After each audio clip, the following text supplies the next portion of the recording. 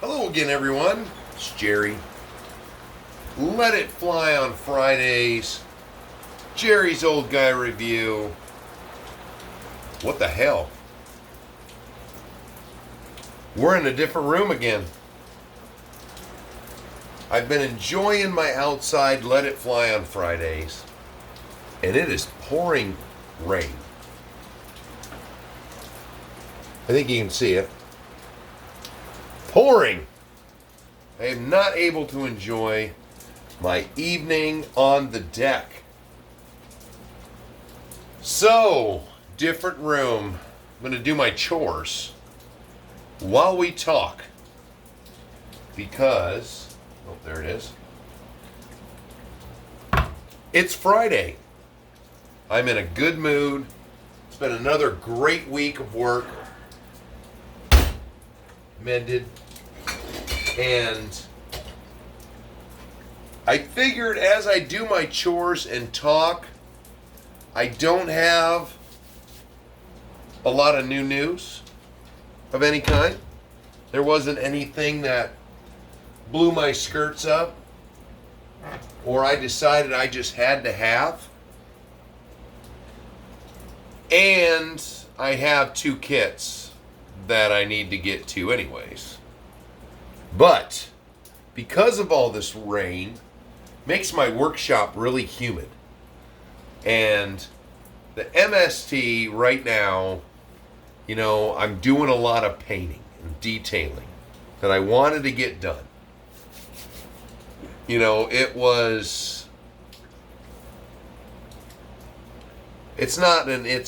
I guess. It's more of I'm trying something different with paint over, buying something. So this one's going to be packed full of some painting, detailing tips. But my problem is that the way it used to be when I started the channel was my wife was home first, I was home second. I came home, I wanted to, just get in the workshop. Just get some things going. That was my winding down from work. Because working on full-size vehicles every day, I just wanted to come home, work on tiny trucks, let the day melt away. So, I'd get an hour or 2, which sometimes the wife didn't like. So, the new schedule, I'm home first. And after almost 16 years, I just decided that my wife earned it. So, my schedule is different. I'm home at 5. She doesn't get home till 6. So, I got into doing all the chores over the last few months. And just like with, the channel and my job, I just got into a schedule. Well, I'm having a hard time figuring out a new schedule. So, until I get to that point, I'm not doing a lot of anything RC on the weekdays. So right now I'm cramming it into the weekend. And 2 days isn't enough, but, even last week, doing some painting on the MST, and then going out, doing some driving, playing with the dogs, because that's it right now. I come home, make sure my chores are done, start thinking about some dinner, and then, I'm outside playing with the dogs. They've been in the house all day. Got to get them out there running around. So, I just haven't got into a swing. I'm sure come wintertime, I definitely will. But for right now, RC's limited to the weekends. And I just need to work it out. So this week, it's not just this week.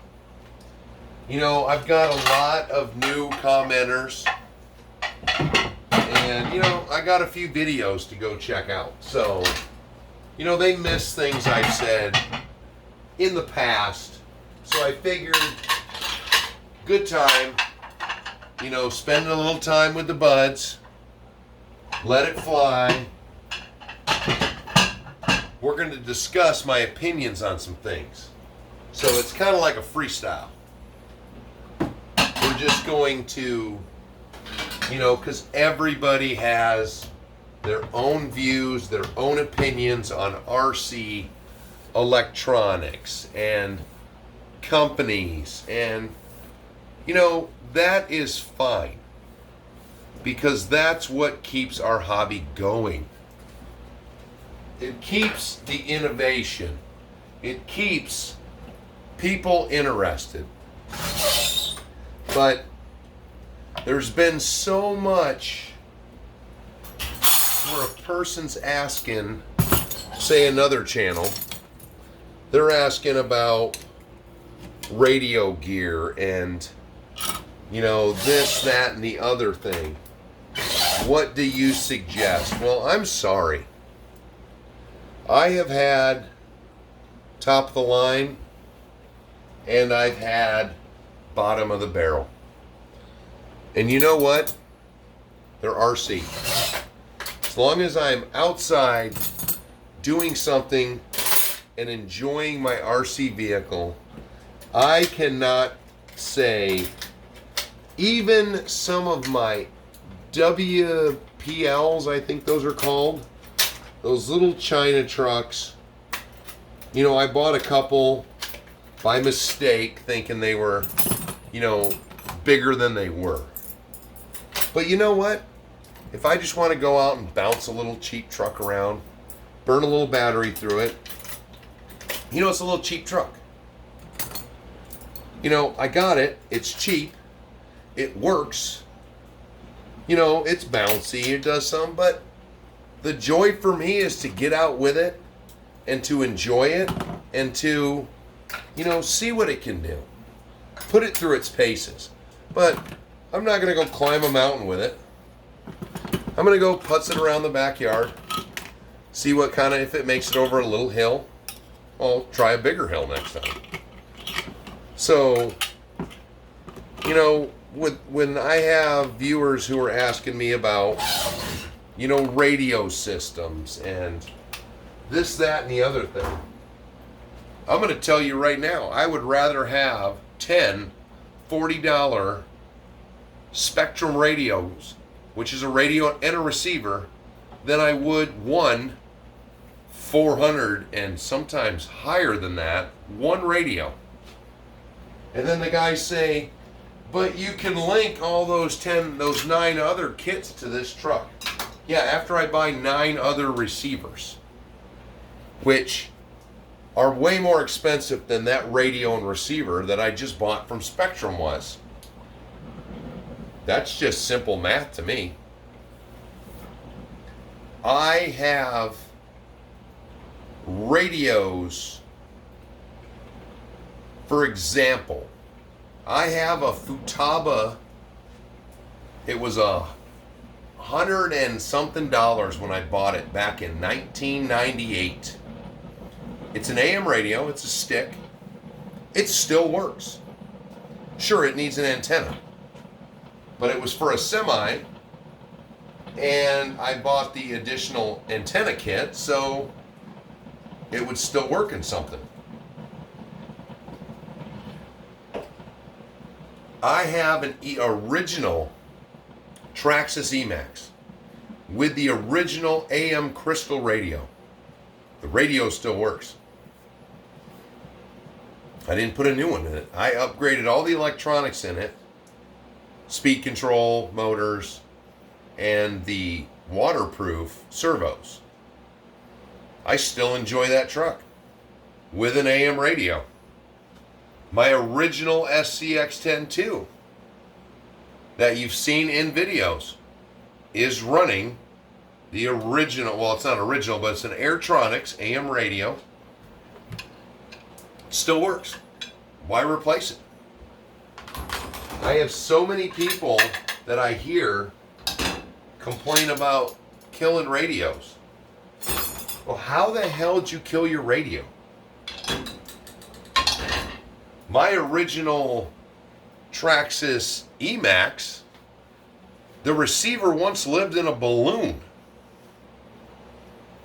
So it survived quite a few excursions into water. Still works. I have got, yeah, I could just go on. So when you guys are asking me about, you know, what radio should you buy or what radio gear do I use, guess what? It's cheap. I use the cheapest, I just tried them out, from A-Main, ProTech, I think is what they're called, servos. So I wanted to test them out. So I put the first one in my Red Cat Wendigo. And with the amount of abuse that truck has already been through, that radio or that servo turns that front end right now. It has endoed, it has rolled, end over end, side over side. Still works.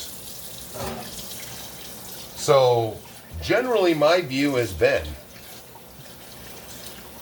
buy what you can afford, start with cheap first, look around. You know, when I first started upgrading servos and that sort of thing, you were looking at, there are some channels who are recommending servos to people that cost as much as a radio system does. If you don't know what you want, or you don't know, how it's going to perform, I'm not going to spend $150 on a radio or a servo when I'm using $40 servos right now that work very well. Everybody's ragged on Red Cat, the 15 kilogram servo.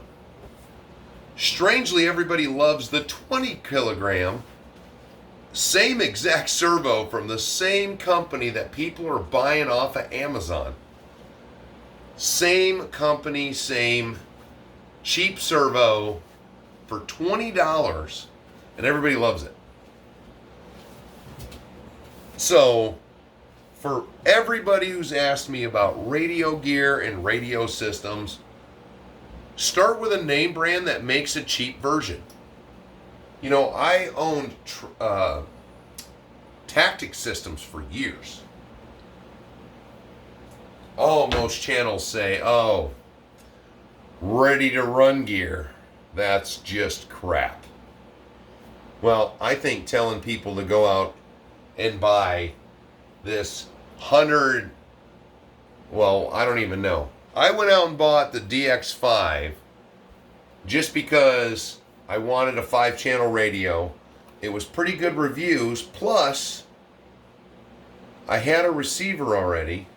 So I bought a $100 radio just by itself, which you can link all these other doodads, which conveniently from $60 to $80, that's how much a receiver would cost if you wanted to deck out all your other ones with more than just a 3-channel radio.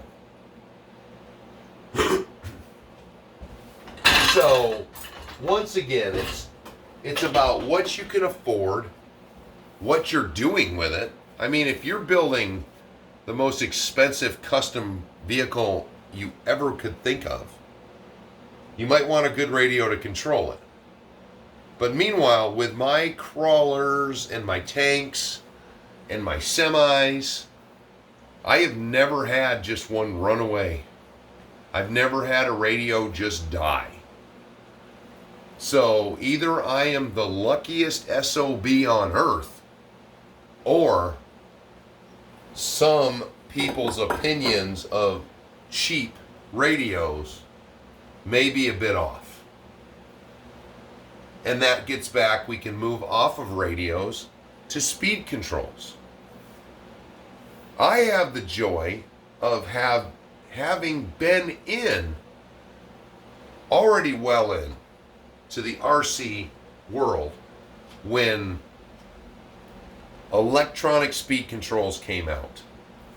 Now, you don't hear much from them anymore, but I think they do. I think the company was Novak. And Novak had an electronic speed control. Ho, ho, ho. That was the bee's knees back in the day. That was the talk of the RC community. Oh, this thing replaces the rotary speed control. Which, for anyone on here who is old enough to remember the rotary speed control, that was such early technologies with electricity. All that was a way to discharge your battery and get a few minutes of runtime out of your car. Because it had a huge resistor on it, which all it did was dissipate heat. If your body was close to it, it would melt your body. So you spent 30 minutes charging a 15 milliamp battery to run it for 5 minutes, and where you could have ran for 10, 15 minutes maybe, but half of the battery charge went right out the capacitor on the back. I think that's what they call those, capacitors. But it was just a waste of energy. And, a lot of those kits, you're talking, $200, $300 for RC kits at the time was pretty pricey. What we're calling cheap kits nowadays were top of the line kits when I started out. But once again, there is just, the electronic speed controls. There's been so many high-end ones. I have always stuck. I've used Traxxas. I used Duratrax. They used to make a Blast, it was called, or something. It was a cheaper option, but still, it was $50 to $60 for a speed control. So, it wasn't super cheap, but now we lucked out. Why is Hobbywing? Why does everyone love Hobbywing? It works. It works good. It's inexpensive. So why is the camp around the Hobbywing? But when you take that same concept, hey, I got all this nice technology in this cheap package. Why doesn't that transfer over to radios and servos?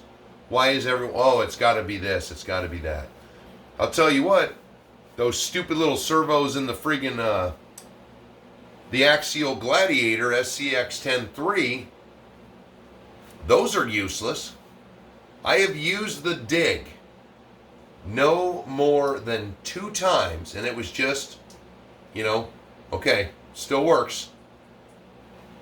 When I made the video on the new obstacle, which everyone seems to be calling, I was liking the Ball Buster, but everyone seems to be calling it the Volcano, which I didn't even realize until everyone was saying it. I was like, damn, I built a Volcano. But the Gladiator didn't even use the Dig on that. The Dig was turned off, driving the, playing around that whole day. What was I doing? Oh, it just suddenly popped on. And I was like, what the hell? I hit my button, nothing. Hit my button again, it wasn't turning on or off. Pop the cover. The thing is smoking hot, and it is full on. Didn't use it, didn't hit the button. I knew the freewheels were working, But it decided to do its own thing and obviously die. So it's a good thing when I bought the transmission shift servo to eventually make the 2-speed work, I bought an extra one. Because it looks like they just die on their own. So hey Jason, hey Ron, with your gladiators, let me know how long those dig servos last. Because technically I haven't even used mine for its intended function, and now it's dead. But off of that, I'm going to contain my shout-outs. You know, instead of doing them every week, we're going to let them build up. I have a few new subscribers who are commenting this week, and thank you again. But on my final note, one thing I do know about building RC if you're a company. So a lot of you guys and me that have the Red Cat Gen 8 V2, I got a lot of you have commented you have the V1, never had any problems with it. But now you're waiting for the next big thing from Red Cat. Well, Red Cat completely revamped they had to revamp their molds and builds for the axle parts and everything they redid. And the way they redid the body so that they could run it through their procedure, leaving the windows clear. That could be it could be a guy in the factory. Might not be a machine, but I'm thinking it's a machine. Plus they had their lowrider came out at the same time. So that's a lot of R&D. Now, they've sold a lot of those two vehicles, but I don't think the original Gen 8 came out, a year ago or so, and then they revised it, so now it's been out this year, so it's been 2 years. They revamped it, came out this year with a new one. So now they have to sell enough of those to, get their R&D money and all the changed up procedures they did in their factories and whatnot before they move on to another thing. But I'm pretty confident to say that because of the Gen 2 platform, they seem to be pretty stuck on these Super Swamper tires. But what I'm hoping is we're probably going to see some more versions of the Gen 2 or the Gen 8 V2, but maybe different bodies, different wheels, different tires.